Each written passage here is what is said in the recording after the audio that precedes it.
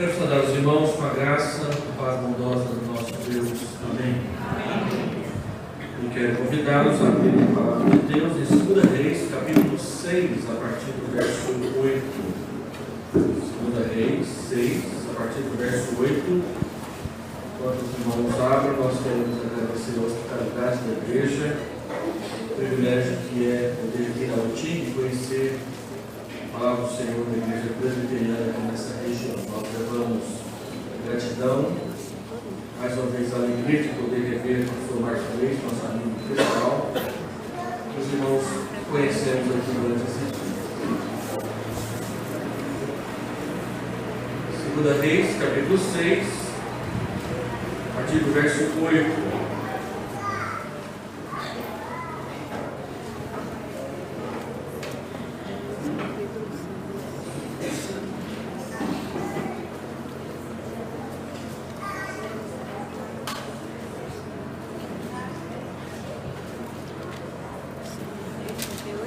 A palavra do Senhor diz: o rei da Síria fez guerra a Israel e em conselho com seus oficiais disse: em tal e tal lugar estará o meu acampamento.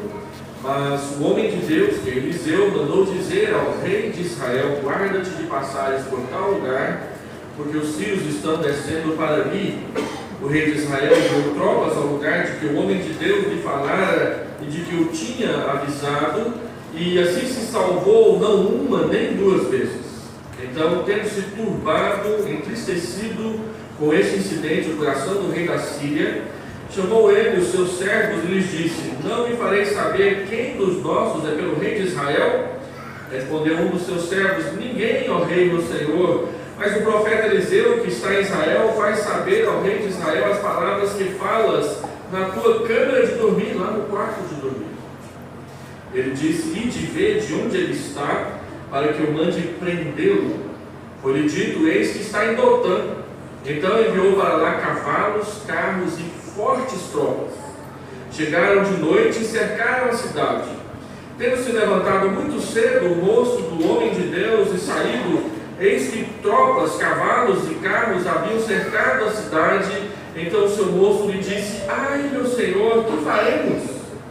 Ele respondeu: não temas, porque mais são os que estão conosco do que os que estão com eles. Orou Eliseu e disse: Senhor, peço-te que lhe abras os olhos para que veja.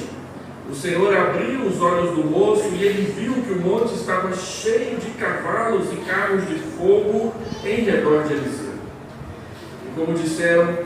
E como desceram contra ele, orou Eliseu ao Senhor e disse: fere, peço-te, esta gente de cegueira, feriu-a de cegueira, conforme a palavra de Eliseu. Então Eliseu lhes disse: não é este o caminho, nem esta a cidade. Segui-me e guiar-vos-ei ao homem que buscais. E os guiou a Samaria. Tendo eles chegado a Samaria, disse Eliseu: ó Senhor, abre os olhos destes homens, para que vejam. Abriu-lhes o Senhor os olhos e viram, e eis que estavam no meio de Samaria. Quando o rei de Israel os viu, perguntou a Eliseu: feri-los-ei, meu pai? Respondeu ele: não os ferirás. Fere aqueles que fizeres prisioneiros com a tua espada e o teu arco, porém a estes manda pôr-lhes diante pão e água, para que comam e bebam e tornem ao seu senhor. Ofereceu-lhes o rei grande banquete, e comeram e beberam, despediu-os e foram para seu senhor. E da parte da Síria não houve mais investidas na terra de Israel. Feche seus olhos para orar. Deus, nós estamos diante de Ti.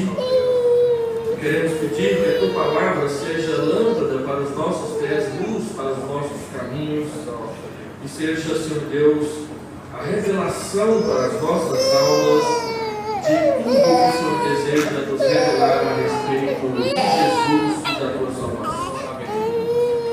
Queremos pedir que o Senhor se assente ao nosso lado para explicar, por meio do Teu Espírito, a Tua palavra, a nossa alma, o nosso entendimento. Que ao entender estejamos prontos e preparados para obedecer aos Teus ensinamentos e seguir andando contigo por onde quer bênção sobre essa igreja que comemora aniversário de fundação, para que ela se veja na tua presença e perceba o Senhor ao seu redor, protegendo e guiando os seus passos. Amém. Nós oramos em nome de Jesus. Amém. Eu gostaria de ir direto ao ponto e eu quero falar nessa noite sobre Deus abrindo os nossos olhos para ver. Se você prestou atenção na leitura, você perceberá ou percebeu que a estrutura do texto aqui, da narrativa de 2 Reis, ela é dividida em 3 partes que são conduzidas por 3 orações, 3 pedidos de Eliseu ao Senhor. O primeiro pedido, ele pede para que Deus abra os olhos do seu moço, que aqui no texto não fala o seu nome, não é mais Geazi, porque desde 2 Reis 5, Geazi não é mais o moço que anda com Eliseu devido ao pecado que ele havia cometido. Abra os seus olhos para ver. Segundo, ele faz uma nova oração pedindo para que Deus feche os olhos dos soldados para que eles não vejam. E terceiro, ele novamente pede a Deus que abra os olhos daqueles soldados para que eles vejam. E tudo isso aqui tem a ver com aquilo que temos falado desde hoje pela manhã, a respeito de Eliseu e ser cheio do Espírito Santo. Nós falamos sobre ser cheios do Espírito Santo, mas não entendemos bem o que significa isso na nossa relação pessoal com Deus e que tipo de instrumento que Deus dá para que nós possamos acessar, entrar nessa presença e nessa plenitude da presença do seu Espírito no nosso coração, uma vez que ele habita cada crente, cada pessoa que, arrependido dos seus pecados, entregou sua vida nas mãos de Jesus. E esse texto diz que um dos instrumentos mais importantes e necessários para que nós sejamos cheios, sejamos preenchidos com a plenitude do Espírito Santo é a oração. É por meio da oração, e o texto diz que Eliseu faz 3 orações nesse parágrafo que nós lemos aqui das Escrituras. É pela oração que ele pede ao Senhor e o Senhor o atende, e é pela oração que Deus também se revela, pela resposta à oração que Deus se revela, mostrando para essas pessoas o que ele quer fazer na vida de cada uma delas. Eliseu é um exemplo de vida cheia do Espírito Santo para nós, no sentido de que ele usa os instrumentos que Deus lhe coloca à sua disposição para que ele tenha e para que ele mantenha comunhão íntima, pessoal, individual com Deus que o vocacionou para ser profeta, com Deus que te vocacionou para ser seu servo, para ser sua serva. E essas orações de Eliseu revelam para nós o que Deus quer fazer. O tempo de Acabe passou, agora é o tempo de Jorão, provavelmente o rei de Israel que está sendo mencionado aqui seja Jorão, filho de Acabe, que governa Israel. Embora o texto não nos informe, é muito possível que o rei da Síria que está sendo mencionado aqui é Ben-Hadad, um rei que fez guerra contra Israel durante muitos anos, e parece que Eliseu está vivendo um tempo de relativa paz com o rei de Israel, porque este rei ouve os seus conselhos, permite que ele lhe oriente, e até mesmo no momento em que ele se vê numa crise com aquele monte de homens ali na praça central de Samaria, ele chama Eliseu de meu pai, o que mostra que Eliseu já não era aquele jovenzinho de vários anos atrás. Como nós vimos hoje pela manhã, é muito possível que Eliseu tenha sido profeta para Israel não menos que 40 anos e talvez até 60 anos de pastorado, de profecia ou de profeta para Israel. Um comentarista que eu li quando eu estava preparando essa mensagem, ele disse que Eliseu ficava sabendo das coisas não porque Deus lhes dizia, mas porque ele tinha espiões ali perto do rei da Síria. Eu fico pensando qual era o espião que ia conseguir ficar no quarto de dormir do rei da Síria para saber o que ele pensava ali na hora que ele dormia. Não, é muito claro que Deus contava diretamente para Eliseu onde é que o rei da Síria estava dando, porque Deus é onisciente e Ele revela o seu conhecimento a quem Ele quer revelar pessoalmente, diretamente, sem necessidade de qualquer auxílio de nossa parte. Então, Eliseu começa e passa a contar para o rei de Israel tudo que o rei da Síria estava pretendendo quando as suas invasões para com a nação de Israel. O texto diz que o rei da Síria ficou com o coração turbado, entristecido, chateado com essa situação, achando que havia alguém, um espião, alguém dentro do próprio palácio que estava ali contando tudo para o rei de Israel. E os seus servos dizem: de forma nenhuma, é Eliseu que é o responsável por tudo isso que está acontecendo. Então, onde ele está, que eu quero prendê-lo, ele está em Dotã, e o rei da Síria se acha tão mais poderoso e tão mais forte que o rei de Israel, que ele trata Israel como se fosse o quintal da Síria, onde ele pudesse entrar e sair a hora que bem quisesse, invadir ali, buscar quem ele quisesse, cercar a cidade que ele quisesse. Israel não teria um pingo de chance contra os seus exércitos, e o texto diz que ele manda fortes tropas para prender o único homem que lhe estava causando prejuízo, e o nome dele era Eliseu.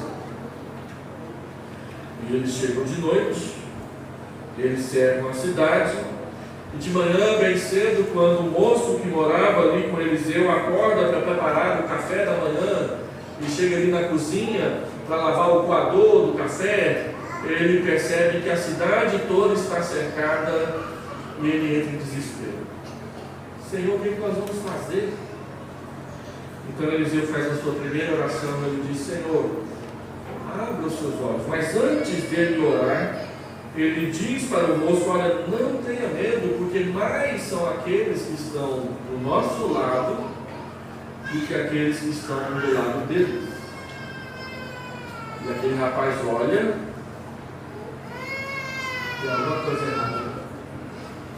Eu vejo um monte de soldados sírios e eu não vejo um soldadinho sequer de Israel para tentar nos ajudar nessa hora.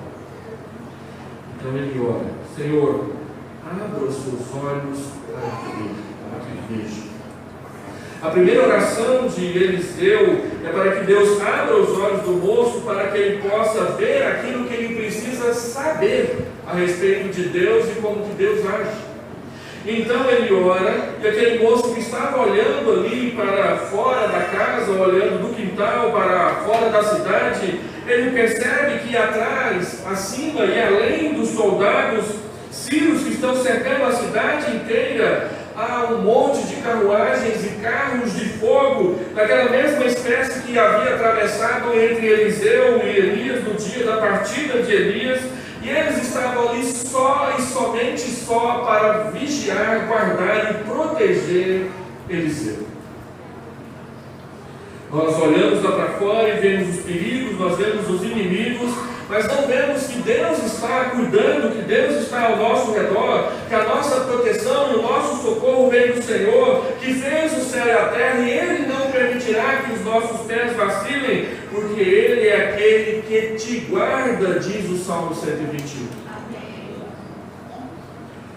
O Senhor, ó Senhor, abra os seus olhos para que Ele veja o que Ele precisa saber, porque Ele, na sua imaturidade cristã, na sua imaturidade de alguém que ama e serve ao Senhor, ainda não percebeu realidades que Ele desconhece, e nós queremos pedir que o Senhor abra os seus olhos.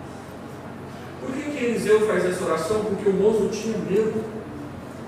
E ele precisa ver aquilo que Deus faz, que é capaz de tirar o medo de qualquer pessoa. Mais são aqueles que estão a nosso favor do que aqueles que estão contra nós. E aí esse moço tem uma experiência única, verdadeira e real com Deus, que é a experiência de perceber que existe ao redor de nós um mundo espiritual, que é real, que existe, que é verdadeiro, mas que nós não vemos com os nossos olhos. Então Deus o introduz naquela intrigante realidade do mundo espiritual ao nosso redor, que Paulo chama em Efésios capítulo 1, capítulo 2 e capítulo 3 de lugares celestiais. E a Bíblia diz em Efésios capítulo 20 que lugares celestiais é o lugar onde está o trono de Cristo e onde Ele está assentado acima, muito acima de qualquer poder ou potestade que possa existir na face da terra, inclusive poderes demoníacos. Amém. Efésios capítulo 2, versículo 6 diz que nós também fomos ressuscitados com Cristo e estamos assentados com Ele nos lugares celestiais. Efésios 2, 6. E Efésios capítulo 3, versículo 10 diz que a igreja de Deus proclama a sabedoria de Deus aos principados e potestades do mal nos lugares celestiais. E Paulo diz em Efésios capítulo 6 que a nossa luta não é contra carne e sangue, mas contra os principados e potestades, os dominadores do mal que estão ao nosso redor. Mas se você chega de fora e olha para um lado e olha para o outro, você não vê nada. Mas eles estão ali. Deus permite aquele moço, naquele momento, perceber, ver aquilo que ele não sabia, mas que ele precisava saber.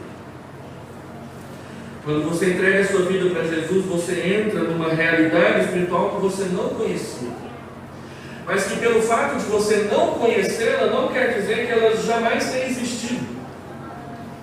Anjos, demônios, arcanjos, Miguel, Daniel, Rafael, esses anjos que trazem a revelação de Deus estão por aí. E um dia nós nos conheceremos pessoalmente, se Deus assim for servido, nos permitir estar na sua presença. Nós vivemos no mundo do 3D, altura, comprimento, profundidade, largura. Mas a Bíblia diz que existe um mundo 4D, a quarta dimensão, que é aquela dimensão que ultrapassa os nossos sentidos, os nossos olhos, os nossos sentimentos, e que Deus a conhece muito bem. E muitas vezes Ele coloca essa dimensão onde estão os anjos para servir o seu povo. Amém. Não é aquela realidade espiritual do Yixing, do Yin e Yang, do preto e branco, do positivo e do negativo simplesmente, ou do bem e do mal, que é muito explorado nos filmes e nas revistas, em quadrinhos, que o bem e o mal estão sempre lutando um com o outro, tendo mais ou menos a mesma força. O mundo que Deus criou, que está além do nosso mundo, e que Ele diz, olha, deste mundo vem socorro de Deus para aqueles que o temem e servem. Nós só nos tornamos conscientes e ativamente participantes desse mundo celestial se nós conhecemos e compreendemos o plano de Deus e os seus propósitos revelados nas Escrituras e por meio de Jesus Cristo. Agora preste atenção. O moço só poderia ver se Deus abrisse os seus olhos para ele ver. O que ele viu estava além e acima de qualquer capacidade humana de realização. São exércitos de carros de fogo. O que poderia ser o exército sírio com um exército de carros de fogo? E terceiro, o propósito da revelação não era empoderar o moço de Eliseu para que ele se achasse o máximo a partir de então, mas é para que ele não mais tivesse medo. Medo é uma das coisas que mais atrapalham as igrejas de Deus crescerem na face da terra. Nós temos medo da perseguição, nós temos medo da incompreensão, nós temos medo que as pessoas caçoem e riam de nós por causa da pregação do Evangelho. Nós temos medo de tantas coisas que simplesmente nos atrapalham de fazer isso aqui para a glória de Deus. Nós temos medo de que os outros fiquem enfurecidos e nos matem, e nos prendam, e nos castiguem. E esse moço está morrendo de medo de ser preso pelo exército dos sírios, ou pior, de ser esmagado ali mesmo, sendo pisoteado por eles. Deus revela que há um poder imenso nas mãos de Deus e que Ele pode colocar a nosso favor quando Ele quiser. Não para que nós achamos que somos melhores do que os outros e agora nós mesmos começarmos a persegui-los em vez de sermos perseguidos por eles. Não é para que você não tenha medo, é para que você saiba e, sabendo, confie no Deus que te chamou. Senhor, abra os olhos dele para ver o que ele precisa saber. Existem realidades espirituais que você precisa saber. Quando aqueles homens lá da carta de 1 João estavam com medo de perder a sua salvação, João disse: olha, essas coisas eu vos escrevo para que saibais que os vossos pecados são perdoados pelo sangue de Jesus. Não é para que você faça alguma coisa, é para que você saiba que o sangue de Jesus pagou a sua dívida de pecado. Existem realidades espirituais que a gente simplesmente precisa saber e crer no que Deus prometeu fazer a nosso favor. Mas aí acontece uma coisa interessante: Eliseu vê os carros de fogo, o moço agora também vê os carros de fogo, mas o exército sírio não. Eles estão ali para prender Eliseu. Eles sabem que a cidade é uma cidade sem proteção, e eles então, vendo que Eliseu acordou, diz: está na hora, vamos pegá-lo. E o texto diz que eles descem em direção a Eliseu para prendê-lo. Então Eliseu faz a segunda oração: Senhor, feche os olhos deles para que eles não vejam. A primeira oração é para que ele abra os olhos para ver. A segunda oração é para que ele feche os olhos para eles não verem. Não verem e não fazerem o mal que eles vieram fazer. Eles vieram prender eles. Eles vieram humilhar o povo de Israel com essa ação. Eles vieram pegar a arma estratégica de Israel para não perder a guerra. Mas ali tem carro de fogo. Então Eliseu disse: Senhor, fira-os com cegueira para que não vejam. Se eles não podem ver nada, eles não podem fazer o mal que eles vieram fazer. E então o exército sírio, que pretendia prender Eliseu e ganhar vantagem na guerra, se vê ali perdido no meio de uma cegueira, sem saber o que fazer, o que acertar, para onde correr. Então eles ficam ali desnorteados. Os soldados sírios, eles se perdem, porque Deus é o único que tem o poder e as chaves para abrir e fechar. Ninguém abre o que ele fecha, ninguém fecha o que ele abre. É por isso que Balaão não pôde e não conseguiu amaldiçoar Israel em Números 21, quando ele abria a boca para amaldiçoar, só saía bênção da sua boca. É por isso que Acabe tentou se esconder da morte no meio da batalha, e uma flecha atirada ao acaso acertou a ele bem no meio da sua armadura e o matou. É por isso que Amã não consegue destruir Mordecai, e na forca que ele preparou para enforcar Mordecai, é ele mesmo que é enforcado nela. É por isso que os sábios da Babilônia não conseguem matar Daniel, embora tentem. E Deus fecha a boca dos leões que estavam famintos. É por isso que Jonas conta a passagem para fugir da presença de Deus. Um peixe o engole vivo e o vomita exatamente na praia, em direção do lugar para onde ele não queria ir. Mas foi. É por isso que Jonas prega o sermão mais curto do mundo e uma cidade inteira se converte. Ainda 40 dias em Nínive será subvertido. Arrependei-vos. Não precisa nem de aula de homilética para fazer isso. E ele senta lá: agora eu quero ver essa cidade converter. Um sermão curto igual esse, ninguém converte. todo mundo se arrepende. 120 mil pessoas. Eu acho que o Billy Graham tinha muita vontade de pregar um sermão que convertesse tanta gente assim. Deus fecha os olhos para que não vejam e não façam o mal que vieram fazer. E é interessante que eles ficam cegos e ficam dóceis. Porque Eliseu chega diante deles com a ironia mais engraçada do texto e diz: não é este lugar e não é esta pessoa. Eu vou levar vocês para o lugar certo. E eles aceitam. E Dotã ficava a pelo menos 14 quilômetros de Samaria. Eu andei uma vez 14 quilômetros quando eu fiquei sabendo que a Edneia estava lá na cidade e eu queria pedir ele namoro. Eu andei 14 quilômetros para poder pedir ele namoro. 1h30 de caminhada de quem está sozinho e com pressa. Mas aqui nós temos um exército de cegos. Quanto tempo eles devem ter gastado para andar 14 quilômetros? Eu penso até que eles fizeram aquela filinha indiana. Olha, Eliseu chega para eles e fala assim: dá a mão um para o outro e me segue. Tudo de mãozinha dada. Ele os leva para Samaria. E Samaria não era uma cidade igual Dotã, sem muro e sem guarnição. Samaria tinha uma muralha ao seu redor de 8 metros de altura por 12 ou 10 metros de largura, se eu não me engano.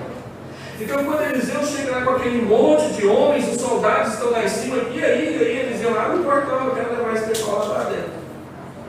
E ele os leva para o centro da cidade, para a praça central de Samaria. Então Eliseu faz a terceira oração: Senhor, abra os olhos deles para que vejam. A primeira oração é para que Deus abra os olhos do moço para que ele veja o que ele precisa saber. A segunda oração é para que Deus feche os olhos desses soldados para que eles não vejam e não façam o mal que eles vieram fazer. Mas a terceira oração é para que Deus abra os seus olhos para que eles saibam o que Deus quer fazer. Ele abre os seus olhos, eles estão no centro de Samaria, sem armas e com o exército de Samaria ao seu redor. E o rei pergunta: posso matar? Posso matar? E Eliseu diz: mata quem você prendeu com a sua espada e com o seu arco. Tem alguém aqui que se habilita? Não tinha ninguém ali que tinha sido preso pelas ramos de Jorão. Todos estavam ali porque Deus os havia desarmado e os levado até aquele local. Mas preste atenção: Eliseu diz: não é para matar, é para alimentar, matar a sede e devolver em segurança. Peraí, mas é o meu pior inimigo, ele está atrapalhando a minha vida aqui, eu vou deixar embora, ainda tenho que dar comida para eles. Aí o rei percebe o que Eliseu está querendo fazer, não só dá pão e água, dá um banquete e eles comem mais ou menos como nós comemos hoje aqui no almoço. Bem, o texto diz que quando eles voltam para a Síria, ficou um tempo sem ter guerra entre Israel. Vocês ficaram com vergonha. Como é que nós vamos atacar um povo que dá comida para a gente? Assim de grátis. Mas isso aqui é para revelar o que Deus queria fazer. A palavra de Deus diz que Deus é o Todo-Poderoso, Ele é o Onipotente. Mas Deus não usa o seu poder para fazer o mal. Deus usa o seu poder para fazer o bem. Deus queria mostrar para essas pessoas que Ele estava usando de misericórdia para com eles. Ele podia destruí-los do jeito que Ele quisesse, a hora que Ele quisesse, usando os exércitos que Ele tem lá no céu, as miríades de anjos que nós nem sequer vemos com os nossos olhos, mas estão aí, e Ele pode enviar sobre nós a hora que Ele bem quiser, mas Ele não quer destruir as pessoas, Ele quer salvar as pessoas, e Ele então salva esses homens do mal que eles vieram fazer, perdoando-os e os mandando para casa em segurança. Deus é bom. Ele pode fazer o mal, mas Ele não faz. Ele pode castigar as pessoas, mas Miqueias diz que o seu prazer não está no castigo, o seu prazer está na misericórdia, o seu prazer está no perdão. Deus poderia fazer o que quisesse com estes homens, eles estavam presos em Samaria, mas Deus os libertou. E o que isso nos lembra? Isso nos lembra Jesus. Conhecereis a verdade, e a verdade vos libertará, João 8:32. Aí você leu o 33, você leu o 34, você leu o 35, e o 36 diz: se o Filho vos libertar, verdadeiramente sereis livres.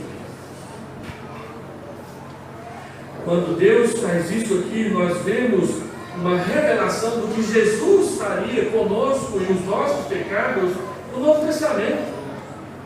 Deus os traz ali não para prendê-los, matá-los e exterminar as suas vidas. Deus os traz ali para abrir os seus olhos, para que vejam os seus propósitos bons para com a vida deles. E muitas vezes Deus faz isso conosco e na nossa vida. Ele nos traz, Ele nos fere de alguma forma, Ele nos desarma para poder mostrar para nós não que Ele é mau, mas que Ele é bom. Ele tem bons desejos e boa vontade para conosco. Ele quer nos fazer ser seu povo, não sermos constantemente inimigos do seu povo. Paulo diz que Deus nos salvou quando nós éramos fracos, quando nós éramos ímpios, quando nós éramos pecadores e quando nós éramos inimigos de Deus. Romanos capítulo 5. Deus traz os seus inimigos para perto e, em vez de destruí-los, os liberta. Foi isso que Ele fez com você. Quando você não queria saber de Deus, quando você queria mais era gozar a vida, experimentar tudo neste mundo, Ele te prendeu no seu Evangelho. Paulo disse: o amor de Cristo nos constrange, 2 Coríntios 5,14. O amor de Cristo nos aperta, o amor de Cristo nos prende. Quando o Senhor Jesus falou que era necessário que as pessoas comessem da sua carne, bebessem do seu sangue, ou seja, João capítulo 6, que as pessoas se comprometessem com Ele, a Bíblia diz em João 6 que muitos deixaram de seguir, só ficou os 12. E Ele então perguntou para eles: e vocês querem ir embora também? E foi Pedro, não podia ser outro, que tomou a frente e disse: Senhor, para quem iremos? Não, só tu tens as palavras da vida eterna. Nós temos crido e conhecido que tu és o Santo de Deus. Deus nos prende e nos sonha. Ele nos liberta para sermos seus servos e conhecermos aquilo que nós não conhecemos e enxergarmos aquilo que nós não sabíamos. Ele nos traz para tratá-los bem, não para tratá-los mal. Deus não te trouxe aqui hoje para te tratar mal. Ele te trouxe hoje para te tratar bem, para te alimentar, para te devolver para casa com a sede da sua alma saciada por Deus. Então eu quero fazer 3 aplicações sobre essas 3 orações. Primeiro, existe um mundo espiritual ao nosso redor, povoado por anjos e demônios, e eles lutam conosco. Agora que você sabe disso, você tem que escolher um lado. Agora pense comigo. Aquele moço não sabia num dia que tinha anjo, que tinha demônio, que tinha carro de fogo, que tinha essas coisas, e Deus abre os seus olhos e ele os vê. Pensa comigo, como é que aquele rapaz dormiu de noite? Aí ele deita lá na cama dele, mas peraí, carro de fogo? mais são os que estão ao nosso lado do que são os que estão no vi. Como que aquele moço ia acordar no outro dia de manhã, ele não veria anjo nem carro de fogo ali em frente à casa, mas ele se lembraria que ontem ele tinha visto. Ele se lembraria que anteontem ele tinha visto. Ele se lembraria que eles estão por aí, ainda que eu não os veja. E que saber disso tira o meu medo de servir a Deus. Como que você vai voltar para casa hoje e dormir? Sabendo que lá fora tem um monte de realidade que você não vê, mas que ela está aí. E muitas vezes ela está aí para cuidar de você. Não tenha medo de servir a Deus. Amém. E é sempre bom a gente lembrar as crônicas de Nárnia, e eu cito isso constantemente nos meus sermões lá em Goiânia. Quem já assistiu, quem já leu O Príncipe Cáspia, da série As Crônicas de Nárnia, naquela batalha dos Calorbanos com os narnianos, em que eles então são socorridos por Aslan. Aslan representa Deus naquela crônica, naquela fábula. E então o comandante vai atravessar a ponte e do outro lado vem Lúcia. E Lúcia chega na beirada da ponte, na cabeceira da ponte, e puxa uma faquinha tímida, pequenininha, para defender Nárnia. E o general olha aquilo e diz: a menina com a faquinha, eu passo por cima, eu estou no meu cavalo. Aí ele olha de novo e Aslan chega. E ele vê o leão, ele vê Lúcia, e ele pensa assim: passo por cima. E quando ele faz menção de tocar o cavalo e o resto do exército junto com ele, em direção a Lúcia e a Aslan, Aslan ruge. Silêncio. As águas do rio se abaixam e o rio vem para ajudar. E a batalha é vencida. Mais são os que estão conosco do que os que estão com eles. E o socorro vem de onde a gente não vê, mas está lá. Então, ao voltar para casa, pense bem de que lado você vai ficar. Do lado de Deus ou contra Deus? Segundo, só é possível lutar e vencer neste mundo espiritual se nós formos equipados com toda a armadura de Deus. Efésios capítulo 6, 10 até 20. Investidos, pois, de toda a armadura de Deus, para poderes lutar no dia mau e depois de teres vencido tudo, permanecer inabaláveis. E aí ele fala do cinto da verdade. Não é um cinto que você vai comprar por R$75 ali na loja de roupas. É o cinto da verdade, é a verdade. Se você falar a verdade, se você crer na verdade, a verdade te dará segurança. Ele fala de uma couraça de justiça. Não é você comprar uma couraça para proteger o seu peito, mas é a justiça de Cristo. A justiça de Cristo que é colocada sobre você para te dar a vida eterna e o perdão eterno. Ele fala do capacete da salvação. Não é você ir ali na loja e comprar um boné desses que vem personalizados, ou um capacete de motoqueiro com uma faixa verde, ou daquele desenho animado Carros. Não, é a salvação que protege a sua mente das acusações do diabo. Ele fala de calçar os pés com o evangelho da paz. Não é comprar uma caliga romana ou a última sandália que veio para a melhor loja da cidade, mas é o evangelho, andar e onde for falar de Jesus. Ele fala da espada do Espírito, que é a palavra de Deus. Não é aprender a ser um espadachim, mas é aprender a usar e conhecer a Bíblia Sagrada. Como é triste ver a realidade de alguns crentes que sequer já estão aí há 15, 20, 30 anos e não leram a sua Bíblia inteira uma única vez.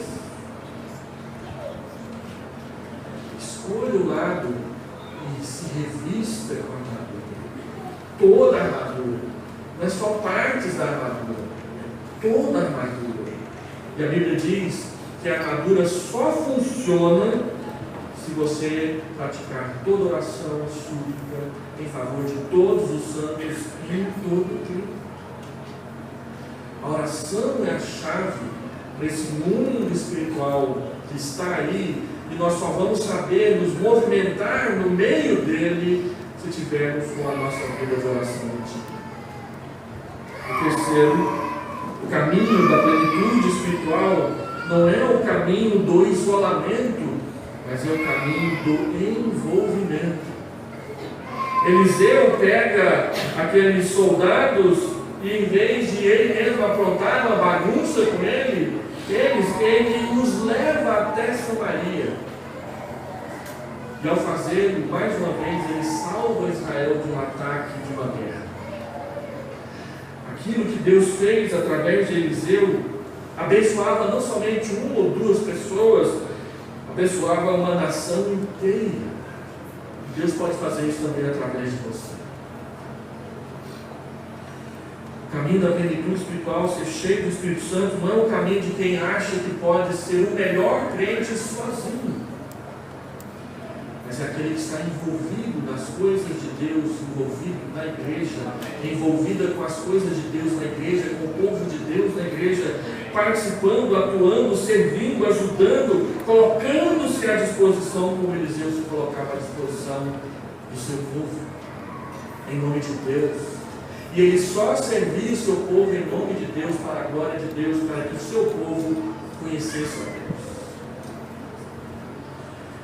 E é isso que Deus chama essa igreja a ser para essa cidade.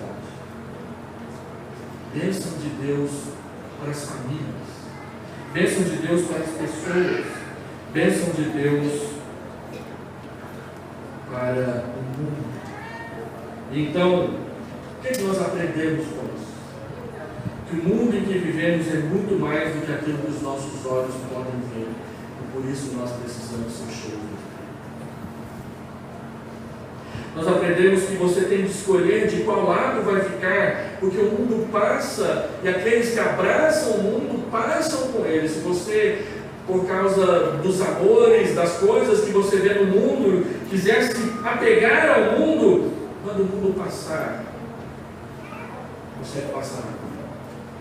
Mas se você escolher o lado certo, o lado de Deus, quando o mundo passar, você irá com Deus para a eternidade. E por último, aprenda a orar. Muitas vezes as pessoas confundem aprender a orar com aprender como orar. Algumas pessoas não querem orar na igreja porque eu não sei usar aquelas palavras que às vezes aquele presbítero chegava assim: amantíssimo Deus, eterno e poderoso Pai. Eu não sei colocar as palavras nessa hora, então eu não vou orar em público. Não precisa. O nosso auditório na oração pública, não são as pessoas, é Deus. Nós estamos conversando com aquele que nós conhecemos e que nos conhece no meio de todos os outros. Não é que nós vamos menosprezar os outros, mas nós vamos orar com eles e eles vão orar com a gente. E é por isso que nós dizemos para as crianças na classe Torzinha de Jesus, que quando alguém orar e disser em nome de Jesus, você diga amém, que quer dizer assim seja. Aprenda a orar, aprenda a falar com Deus. Duas palavras são usadas na Bíblia para definir oração. Uma vem do universo feminino e a outra vem do universo masculino. A primeira palavra do universo feminino é a palavra derramar-se. Orar é derramar-se. Ana vai à presença de Deus pedindo para ser mãe e ela se derrama na presença de Deus, aquilo que a sufoca, aquilo que a afoga, aquilo que a entristece, ela derrama em oração na presença de Deus e Ele a ouve. Deus ouve as mulheres que oram. A outra vem do universo masculino, vem lá de Jacó, que passou uma noite inteira lutando com Deus, e Paulo depois usa essa linguagem para dizer que ele lutava com Deus em oração em favor dos crentes de Colossos e de Laodiceia. Orar é derramar-se na presença de Deus, chorar e se derramar, e o homem também pode se derramar na presença de Deus, assim como mulheres também podem lutar na presença de Deus. Aprenda a orar. Separe tempo para orar. Não fique preocupado principalmente em como orar. Se você ler a Bíblia e assistir e prestar atenção nas aulas de escola dominical, você vai aprender a fazer. E nós não queremos jamais desrespeitar a timidez de ninguém.